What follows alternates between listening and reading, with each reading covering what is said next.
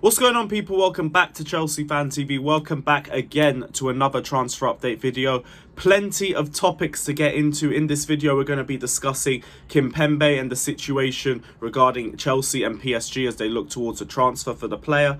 We're going to be talking about Jonathan Klaus, and it's looking likely that he isn't going to be going to Chelsea Football Club. We're going to be talking about Timo Werner as well, and could he potentially be leaving Chelsea Football Club? There were some quotes that were hinting at potential exit from Chelsea. We're going to be talking about Levi Colwill and a few quotes from his uncle, and to wrap things up, we are going to be discussing the latest updates regarding the Jules Kounde situation as well. Big up everyone that's already locked in. Just want you to, just before we start this video, press that like button. Let's try and get to 500 likes. Like and subscribe to the channel if you guys haven't done so already. Hit the bell notification button as well to be the first to know whenever we drop any new content, any watch-alongs, any matchday vlogs, anything from this channel. If you want to be the first to know whenever we upload it, hit the like button, smash the subscribe button, and press the bell notification button as well.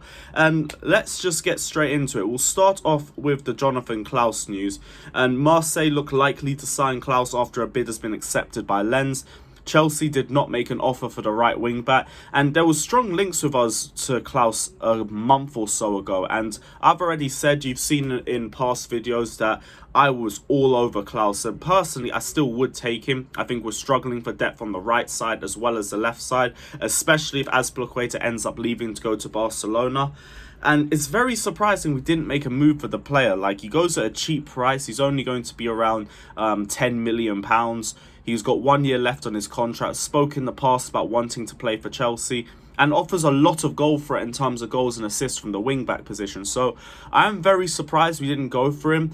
Also, when you bring players in from the French league, it's usually a much easier transition as opposed to transitioning from Serie A or the Bundesliga, for example. So I thought this was a very safe bet for us to make. Turns out, like, we didn't make an offer for the wing back, and maybe that's a hint that there wasn't really as much interest as the sources were showing. But I am surprised by this, especially with us looking for wing back. We are still looking for wing back depth as well. It is what it is in this regard. Like, we aren't going to lose too much sleep. Jonathan Klaus isn't like getting Trent as depth for Reece James or anything like that, but it still would have been solid depth for the squad. So we have to wait and see for what depth comes in for that position. But I do feel like we've missed out on a very affordable and a very high quality target as well.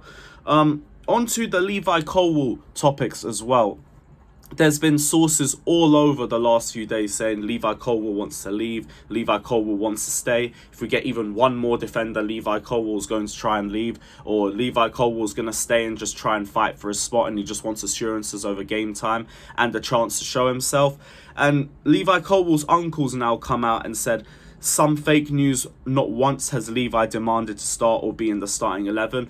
And I hope that coming from a family member at least kind of relaxes the fan base a little bit. Like, for me, I just wanted to play this situation out. If Levi Colwill was trying to force his way into a squad, then I would have wanted him to get sold. And I think Thomas Tuchel would have sold him anyway, because he wouldn't have taken that sort of attitude from a youth player who hasn't played in the Premier League. But if Levi Colwill's uncle's saying this, like, that's probably as close of a contact as you can get to the player without it literally coming from their partner or their parents. So hopefully that does relax the fan base a little bit more. Personally, just let it play out. I think this is something that everyone's just going to be speculating about until at least pre-season is over. And until then, we have to see if Levi Colwill gets some game time. We have to see how he performs in those games as well before we could even decide whether us as fans want to see him play more, or whether he should be going out on loan or he should be going to another club. For me, like, we'll see what happens within the first few games, but I think Levi Colwill, there is definitely a place for him in the squad. He would definitely get a decent amount of game time. I'm sure he knows it as well, because if that wasn't the case, then there would be a lot more quotes saying Colwill would be trying to force his way out, or he would have already been trying to do it. So to everyone who's been on Levi Colwill's back over this situation, just relax on it a little bit. Let's let this situation play out before we start over dramatizing this situation. Moving on to the Kimpembe story, it looks very likely now that Kimpembe is going to stay at PSG. He's met the PSG board and says he wants to stay. PSG have also refused an offer from Chelsea because it was below the valuation, and now they will only sell if Kimpembe changes his mind. So the ball is all in Kimpembe's court. PSG are happy to keep him. Like we said, they have key plans for him within the squad. And Kimpembe as well does love Paris. He's from their academy and has been there since the age of 8. So I'm not too surprised that he doesn't want to leave. This was all going to be a case on him. I think Chelsea would only move if the player clearly wanted to join the club. And he was interested, but I think that's all it really was. And I'm not going to slag him off or anything now. It looks unlikely that he isn't going to join Chelsea. I do think he could have been a much better asset to the squad than a lot of Chelsea fans are giving him credit for. And I think him playing out the back with Koulibaly, with Thiago Silva, it would have made our build-up play amazing, especially from the defensive phase. And even if there's assets of his game that could do with a lot of improvement, I understand defensively he can be very suspect at times. Playing in a back three and also playing under Thomas Tuchel knows how to get the best out of these defenders. So for me, Kimpembe would have been a great move for Chelsea. And it would have been at a pretty decent price as well if we could get him for around the 42 to 50 million mark. I thought it would have been a decent deal for us. But I'm not too sad to miss out on him. Like, it's not the be-all or end-all if we end up getting Kimpembe or not. Like, that just means there's an extra spot for the likes of Levi Colwill, for Ethan Ampadu to fight for. It also means that hopefully we can put all of our attention into Jules Kounde as well, because that saga is just continuing to drag on. But on the Kimpembe situation, I think this one is going to die out. I think Kimpembe looks likely to stay at PSG, and I'm not too surprised either. So, is what it is in that situation.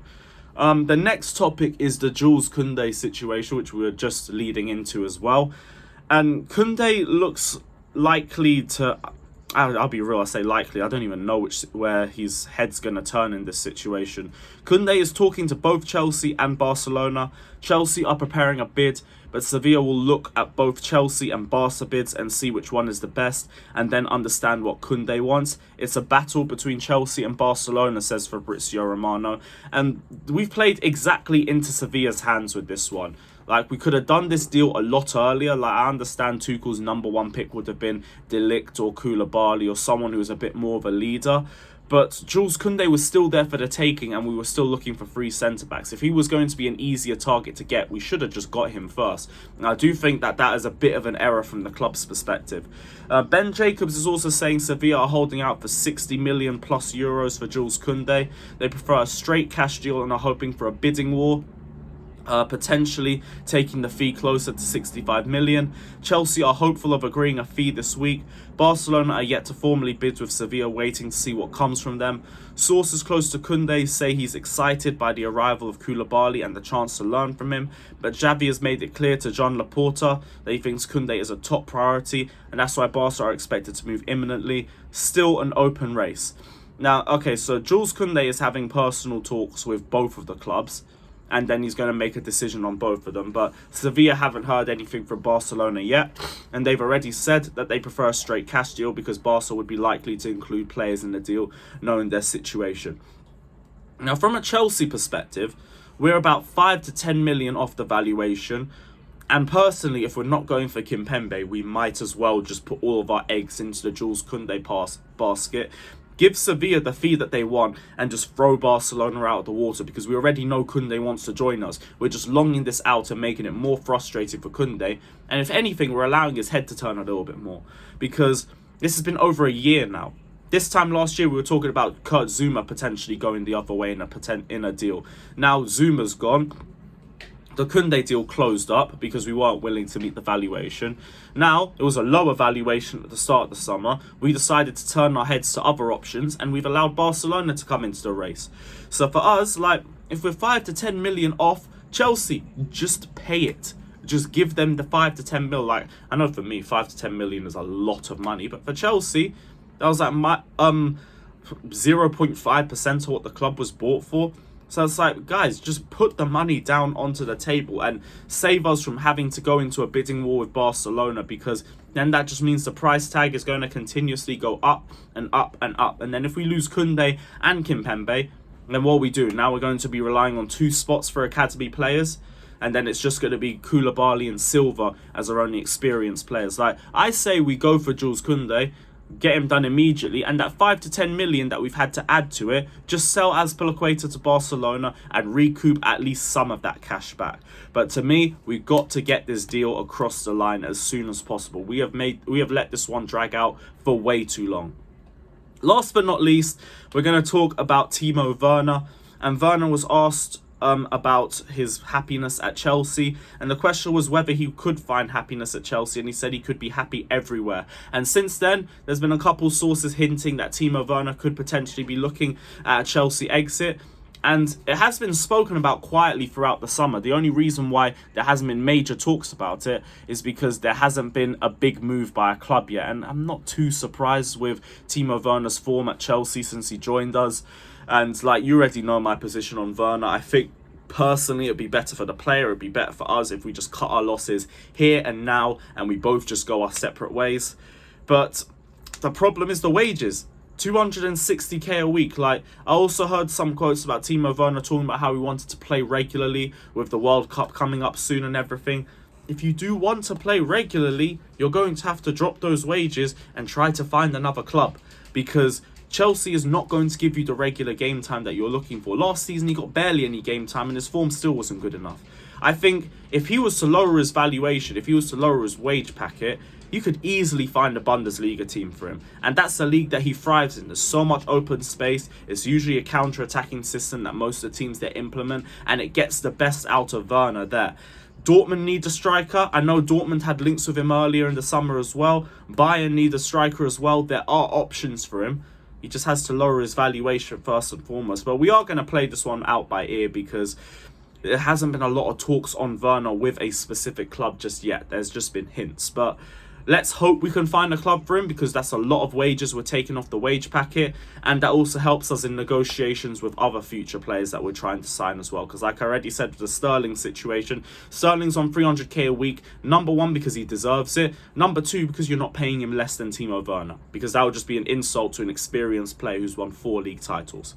But that is the end of all the topics for today. Big up everyone that's locked in. As always, let me know your thoughts down in the comment section below, whether you agree or disagree with any of my thoughts. Smash the like and subscribe button. And yeah, we'll be back tomorrow for another update video. Like, subscribe, and as always, up Chelsea.